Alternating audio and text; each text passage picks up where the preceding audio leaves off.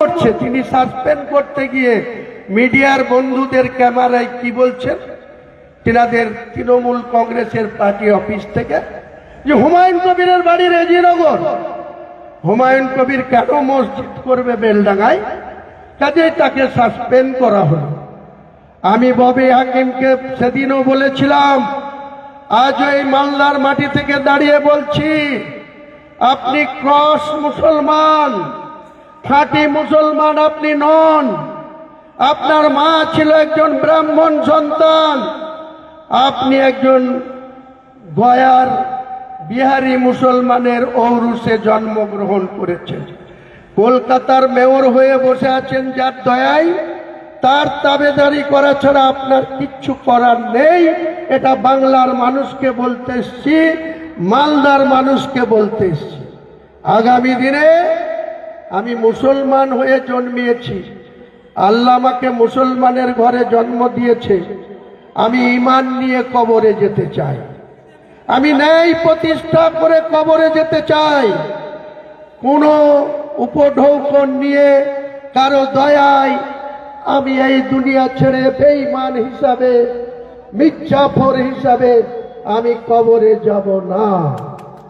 তার জন্য যা ঝড় আসবে, যে লড়াই লড়তে হবে, আমাদের কোরআন বলে, আমাদের শেষ নবী হযরত মুহাম্মদ মুস্তাফা সাল্লাল্লাহু আলাইহি সাল্লাম বদরের যুদ্ধে তার ইতিহাস লেখা আছে। বদরের যুদ্ধ আছে, কারবালার যুদ্ধ আছে, উহুদের যুদ্ধ আছে। তিনার বংশের লোকরা তাকে আঘাত করেছে, তার বিরোধিতা করেছে, তবুও তিনি আল্লাহর উপরে আস্থা রেখে, ভরসা রেখে, পাথরের আঘাত খেয়ে 3 দিন যাবৎ কিছু খেতে না পেয়েও তিনি কোনোদিন ঈমানকে দুর্বল করেননি। সেই হযরত মুহাম্মদ মুস্তাফা সাল্লাল্লাহু আলাইহি সাল্লাম আজ গোটা বিশ্বের কাছে একটা দৃষ্টান্ত রেখে গিয়েছেন কবরে। মাত্র 63 বছরের জীবন ছিল আমাদের শেষ নবী। আমি আজকে 63তে বিলং করছি। আমার ডেট অফ বার্থ 3/1/1963, সোমবার ভোরবেলায় আমি জন্মগ্রহণ করেছিলাম। আমার মা 99 বছর বয়স, এখনো ডেলি 6টা রসগোল্লা খায়, কিন্তু আমি তার সন্তান হয়ে, ছোট সন্তান হয়ে আমার রসগোল্লা খাওয়া ডাক্তারের নিষেধ আছে। আমি চিনি ছাড়া চা খেতে হয়, আমার সুগার আছে, ডায়াবেটিস আছে, কিন্তু আমি এসব কিছু পরোয়া করি না। আমি চিনি ছাড়া চা খাই, গাড়িতে চেপে ঘুরে বেড়াই। আজকে মালদায় আছি, কালকে অন্য জায়গায় থাকবো, পরশুদিন পশ্চিম মেদিনীপুরে থাকবো, তারপরে আবার কলকাতায়, আবার 31শে জানুয়ারি শনিবার আমি 1 ফেব্রুয়ারি ব্রিগেড ময়দানে সভা করব বলেছিলাম। 6 জানুয়ারি সমস্ত নিয়ম মেনে আমি অ্যাপ্লিকেশন করলাম কলকাতার আর্মিদের অফিসে, ল্যান্ড অফিসার কর্নেল ত্যাগীর কাছে। ত্যাগী সাহেব আমাকে অ্যাপ্লিকেশন গ্রহণ করে 8 তারিখে কিছু কোয়ারিজ চাইলেন, কিছু পেপারস এফিডেভিট সহ কিছু চাইলেন, দিয়ে দিলাম। 8 তারিখে বললেন 13 তারিখে আসুন। 13 তারিখে গেলাম, আমাকে একটা চিঠি ধরিয়ে বলল 16 তারিখে আসুন। বললাম দেখুন 1 ফেব্রুয়ারিতে প্রোগ্রাম, আপনি যদি এইভাবে ডিলে করেন তাহলে তো আমি প্রোগ্রামটা করবো কি করে। 16 তারিখে যখন গেলাম, ওদিকে একটা অঘটন। মুর্শিদাবাদের বেলডাঙ্গার সুজাপুরের একটা ছেলে, সে হকারি করতে গিয়েছিল ঝাড়খণ্ডে, তার নাম আলাউদ্দিন, 35 বছর বয়স। তার বাড়িতে বাবা অসুস্থ, মা আছে, তার আরেক ভাই দুবাইয়ে থাকে কর্মসূত্রে। সে যখন ওখানে হকারি করতে গেল, তাকে মুসলমান হওয়ার জন্য মমতা ব্যানার্জির দোসর মুখ্যমন্ত্রী ঝাড়খণ্ডের হেমন্ত সোরেনের প্রশাসন থাকতেও সেখানে তাকে পিটিয়ে মেরে তার গলায় কাপড়ের ফাঁস লাগিয়ে তাকে সুসাইড বলে দেখানোর চেষ্টা হলো। যখন তার ডেড বডি 27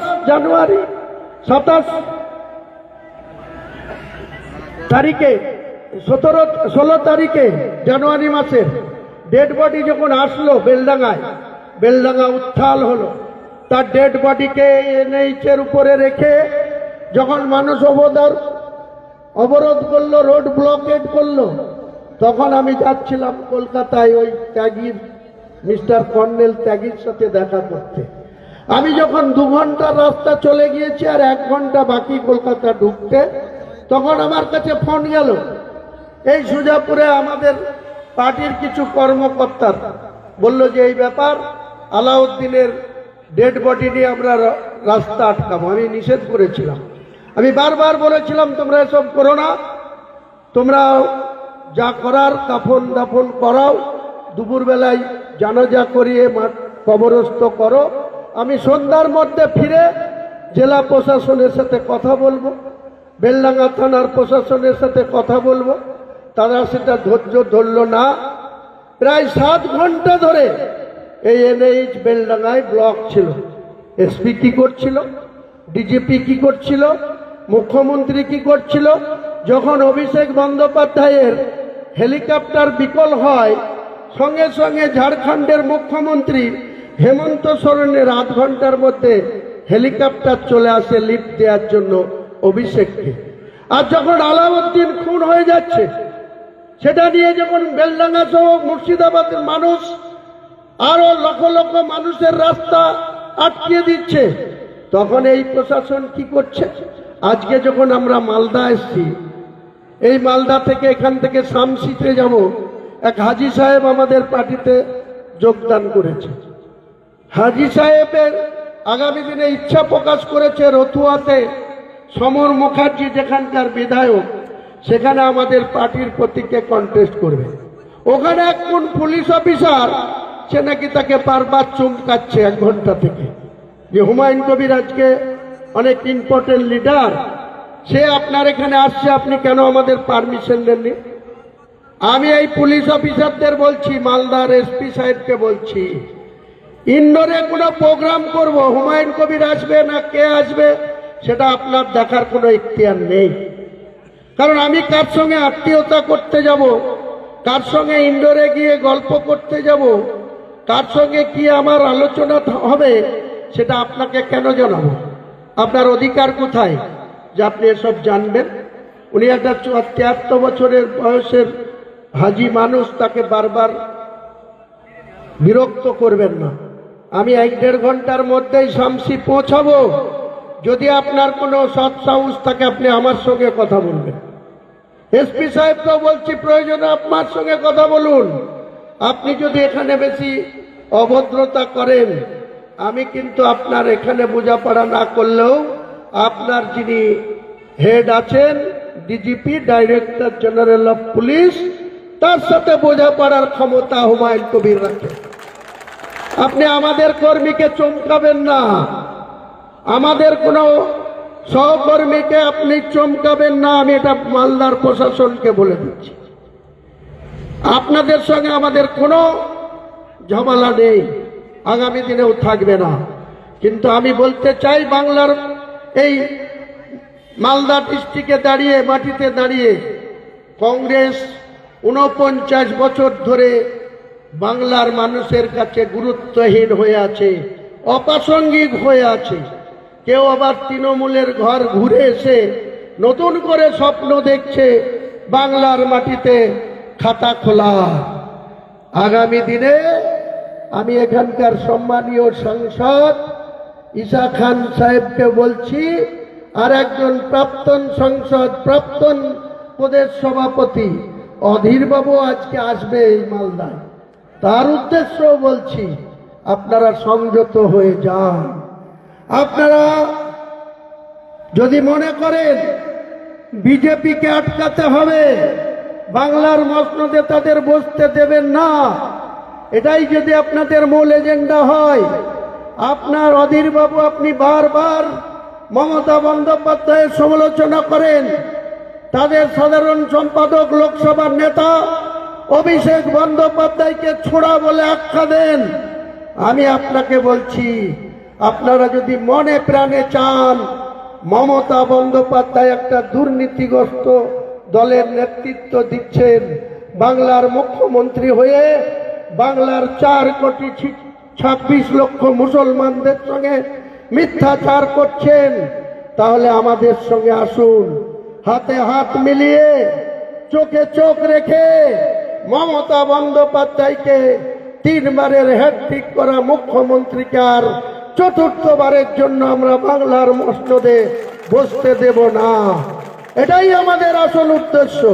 এটার জন্যই জনতা উন্নয়ন পার্টির জন্ম হয়েছে। আপনারা কবে ঘি খেয়েছেন তার হাত শুনতে চাইছেন? কবে বরকত সাহেব এখানে স্মিথ ছিল? আপনারা 2021-এ সারা জীবন যে সিপিএম এর সাথে লড়াই করে এসছেন, সেই সিপিএম এর সঙ্গে হাত মিলিয়ে আপনারা শূন্য পেয়েছেন। লজ্জা করে না?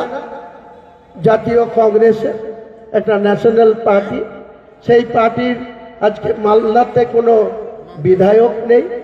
এটা তো লজ্জা লাগে, আত্মমর্যাদায় লাগা উচিত। আপনারা আগামী দিনে ভাবুন, আমরা তৈরি আছি। আপনারা যদি আমাদের সঙ্গে হাত মেলান, আপনাদের সঙ্গেও তৈরি আছি। আপনারা যে 2021 সালে সিপিএম এর সাথে করেছিলেন, অলরেডি সিপিএম এর নেতৃত্বের সঙ্গে আমাদের কথা চলছে। আর একটা নতুন পার্টি 2021 সালের 21শে জানুয়ারি কলকাতায় জন্ম হয়েছিল। ফুরফুরা শরীফের পবিত্র মাটির লোক আব্বাস সিদ্দিকীর ছোট ভাই, ভাঙড়ের বিধায়ক নওশাদ সিদ্দিকী। আমরা তাদের সঙ্গেও যোগাযোগ রাখছি। আমাদের উদ্দেশ্য 2-2 4 মিলিয়ে মমতা বন্দ্যোপাধ্যায়কে পরাস্ত করা।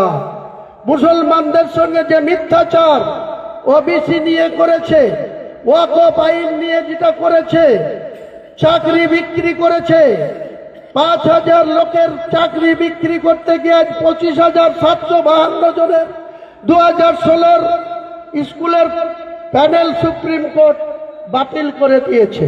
মমতা ব্যানার্জি আপনি বলেননি তাদেরকে যে আপনার plan A, plan B, plan C, plan E সব তৈরি আছে? কোথায় গেল আপনার প্ল্যান? সেই সব প্রায় 25,000-এর 752-র মধ্যে 5,000 বাদ দিলে প্রায় 20,752 জনের কি অবস্থা আজকে? তারা ন্যায্য ইন্টারভিউ দিয়ে যোগ্য অনুযায়ী প্যানেল হয়ে চাকরি পেয়ে আজকে তাদের পরিবারের কাছে, তাদের বাপ মা, স্ত্রী, পুত্র, সন্তানদের কাছে তাদের কি অবস্থা? সেই চাকরিজীবীদের যারা আন্দোলন করছিল, সুমন বিশ্বাস, মথুয়া পরিবারের সদস্য, তারাও আমার দলের অন্যতম জেনারেল সেক্রেটারি হিসাবে আগামী দিনে ভোটে বাংলার মানুষের সঙ্গে মিথ্যাচার করা মমতা ব্যানার্জি, আপনার সরকার, চাকরি বিক্রি করা, আপনার ক্যাবিনেটের সদস্য পার্থ চট্টোপাধ্যায় অর্পিতাকে সঙ্গে নিয়ে বাংলার টাকা লুট করা, আপনার প্রাক্তন খাদ্যমন্ত্রী পরে বনমন্ত্রী জ্যোতিপ্রিয় মল্লিকের জেল খাটা, আপনার প্রাইমারি কাউন্সিলের চেয়ারম্যান, আমাদের পাশের বিধানসভার পলাশিপাড়ার বিধায়ক মানিক ভট্টাচার্য 2 বছর জেল খাটা, বীরভূমের অনুব্রত মণ্ডল, যেটা বাঘ বলেন আপনি, সেই বাঘকে তিহার জেলে খাঁচাতে বন্দী ছিল। আপনি তখন কোথায় ছিলেন মমতা ব্যানার্জি? অভিষেক ব্যানার্জির এত আস্ফলন, 200 পুলিশ নিয়ে আপনি কামাকি স্ট্রিটে, ওখান থেকে কালীঘাটের বাড়িতে, দুবাই থেকে এক্স কালেক্টর নিয়ে এসে আপনি বসবাস করছেন। আপনার বাবার ক বিঘি সম্পত্তি ছিল? কটা আপনাদের বিজনেস ছিল? আপনারা কোথা থেকে এই টাকা উপার্জন করলেন? বাংলার মানুষকে 2026 সালে জবাব দিতে হবে। এই হুমায়ুন কবির একাই আপনাদের জবাব নেবে, বাংলার লক্ষ লক্ষ আম জনতাকে সঙ্গে নিয়ে। তাই এই মালদার আমাদের যারা নেতৃত্ব আছে, আমাদের সামনে যে সমস্ত সাধারণ মানুষ এসেছেন আমাদের পার্টিকে ভালোবেসে, আমাদের পার্টি করব বলে, নিশ্চিন্তে থাকুন আমাদের পার্টির সঙ্গে। আর রয়্যাল মিন্নাত, আরো যারা আমাদের স্টেট লিডার আছে সবারই সঙ্গে যোগাযোগ রেখে 31শে জানুয়ারি বেলডাঙ্গার মরাদিঘি পীর সাহেবের অফিসের ঠিক উল্টো দিকে 50 বিঘা জমির উপরে আমাদের ডায়াস তৈরি হচ্ছে। গতকাল থেকেই তৈরি হচ্ছে। আসুন, আমি বলেছিলাম ব্রিগেড ময়দানে 10 লক্ষ মানুষ নিয়ে তৃণমূলের মৃত্যু ঘণ্টা বাজাবো, সেটা ডিফেন্সের ভয় পেয়েছে বিজেপি, ভয় পেয়েছে তৃণমূল, তাই আমাকে ডিফেন্সের মাঠের এনওসি দেওয়া হয়নি। তাই আমাকে আটকাতে পারবে না। আমি বেলডাঙ্গার ওই মরাদিঘির জমিতে 50 বিঘা জমিতে 10 লক্ষ মানুষের জমায়েত করে আমি আশা করব এই মালদা থেকে 20 থেকে 30 হাজার লোক আপনারা ওখানে যাবেন। এখানে যেমন আমার ভাই খুব সুন্দরভাবে বক্তৃতা করেছে, আমিও সেখানে ওদের বক্তৃতা দেওয়ার সুযোগ করে দেব। বাংলার মানুষকে আওয়াজ তুলতে হবে যে চোর মমতা, চোরের রানী মমতা। আমি বলছি না, এদের মুখপাত্র কোনাল ঘোষ একদিন বলেছিল যে চোরের রানী মমতা, আবার এখন তার হয়ে ব্যাটিং করছে, আমাকে কখনো পাগলা বলছে, আমার কথা 11 মাস ধরে গুরুত্ব দেয়নি। তারপরে যখন 6 ডিসেম্বর 2025 প্রায় সামনে এসে গেছে, 10 দিন বাকি, তখন আমাকে ডেকে কলকাতায় বলা হচ্ছে কি দরকার, কোন দপ্তরের মন্ত্রী নেবা, কত বিঘি জমি তোমার দরকার, তুমি ইউনিভার্সিটি করবা, মেডিকেল কলেজ করবা, যা করবা। আমি যেভাবে মন্দির করার জন্য দিচ্ছি 100 বিঘি, কোথাও 45 বিঘি, কোথাও 60 বিঘি, তোমাকেও দেবো, করো, কিন্তু তোমাকে বাবরি মসজিদ থেকে সরে আসতে হবে। আমি সেদিন বলে এসেছিলাম বাংলার মুখ্যমন্ত্রীর চেয়ারে বসে দিলেও আমি এই জায়গা থেকে সরব না। তাই আমার ভালো লাগে যখন ডায়াসে উঠছি, একজন মুরব্বী চাচা আমার হাতে 2 500 টাকা নোট দিয়ে বলছে এটা বাবরি মসজিদের জন্য দান করলাম, আপনি পৌঁছে দিবেন। এটাই হুমায়ুন কবির। হুমায়ুন কবিরকে চাইতে হচ্ছে না। যেদিন হুমায়ুন কবির বাবরি মসজিদের 6 ডিসেম্বর 2025 ভিত্তি স্থাপন অনুষ্ঠান করেছিল, 4 লক্ষ মানুষ সেখানে প্রেজেন্ট ছিল, আর 4 লক্ষ মানুষ রাস্তায় খাড়া ছিল। কারণ এই মমতা ব্যানার্জির পুলিশ সেদিন আসতে দেয়নি। কেউ নবদ্বীপ ব্রিজ থেকে শুরু করে, কৃষ্ণগড়ের হাইওয়ে রোড থেকে শুরু করে, কাঁদি সাইথিয়া রোড থেকে শুরু করে, ডোমকল জলঙ্গি রোড থেকে শুরু করে সব জায়গায় একটা টাইমে এসবিআই অ্যাকাউন্টে টাকার লিমিট ক্রস করে গিয়েছিল। আমাকে ফোনে যোগাযোগ করে বলছে আপনি একটু মাইকে ডিক্লেয়ার করেন আজকে যেন আর টাকা না ঢোকায়, আগামীকালকে আবার ঢোকাবে। আমি বলেছিলাম দেখবেন সেই রেকর্ডিং। এই হচ্ছে হুমায়ুন কবির। হুমায়ুন কবির কোনো দুর্নীতি করে না, আর দুর্নীতি যারা করে তাদের কোনো রকম রিয়াদ করে না। তাই আপনারা নির্ভয়ে এই মালদার মানুষ কংগ্রেসকে ভুলে যান। কংগ্রেস দিয়ে 49 বছরে কিছু হয়নি, আগামী দিনে বাংলার মাটিতে এই কংগ্রেসকে দিয়ে কিছু হবে না। আগামী দিনে নতুন সূর্যের আলো দেখুন। জনতা উন্নয়ন পার্টির সঙ্গে সঙ্গ দেন। মুস্করাকে আমরা প্রথমেই প্রার্থী করেছি, এরপরে মুথাবাড়ি, সাবিনা ইয়াসমিন, রাজ্য সরকারের দুটো দপ্তরের প্রতিমন্ত্রী। তার কি কাজ করেছে আপনাদের জবাব দিতে হবে। আগামী দিনে তাজমুল, তাকে ঠুটো জগন্নাথ করে মন্ত্রী করে রেখেছে, তার কি কাজ। আমার পাশের 2টো রুমের পরেই থাকে কলকাতায়।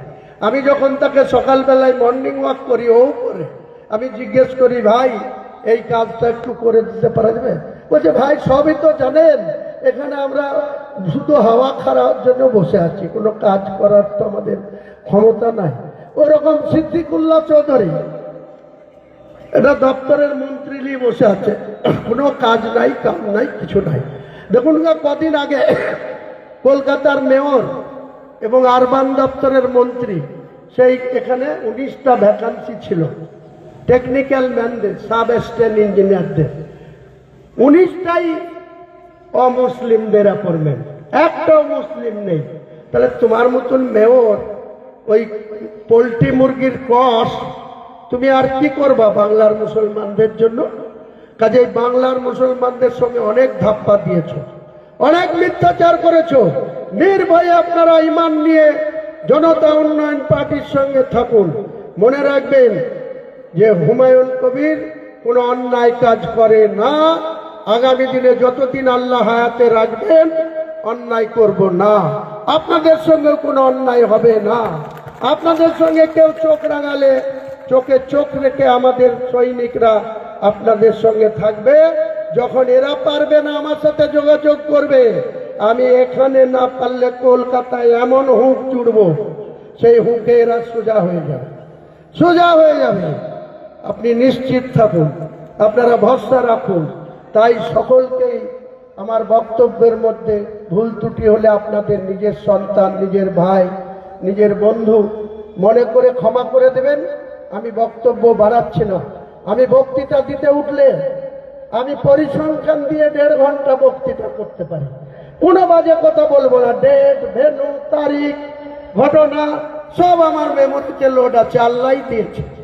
আল্লাহর কাছে আমি হাজার হাজার লাখো লাখো শুকরিয়া জানাই যে আল্লাহ আমাকে যতক্ষণ কথা বলার শক্তি যোগাবে আমি ন্যায়ের পক্ষে লড়ে যাব, অন্যায়ের বিরুদ্ধে লড়ে যাব। সবাই ভালো থাকুন। সবাইকে আমার সালাম, আদাব, নমস্কার, শ্রদ্ধা জানিয়ে জনতা উন্নয়ন পার্টি জিন্দাবাদ, মালদা ডিস্ট্রিক্ট জনতা উন্নয়ন পার্টি জিন্দাবাদ। জয় হিন্দ, বন্দে মাতরম। জিন্দাবাদ জেউপি, জিন্দাবাদ, জেউপি, জিন্দাবাদ, জনতা উন্নয়ন পার্টি জিন্দাবাদ, জিন্দাবাদ, জনতা উন্নয়ন পার্টি জিন্দাবাদ, বাংলা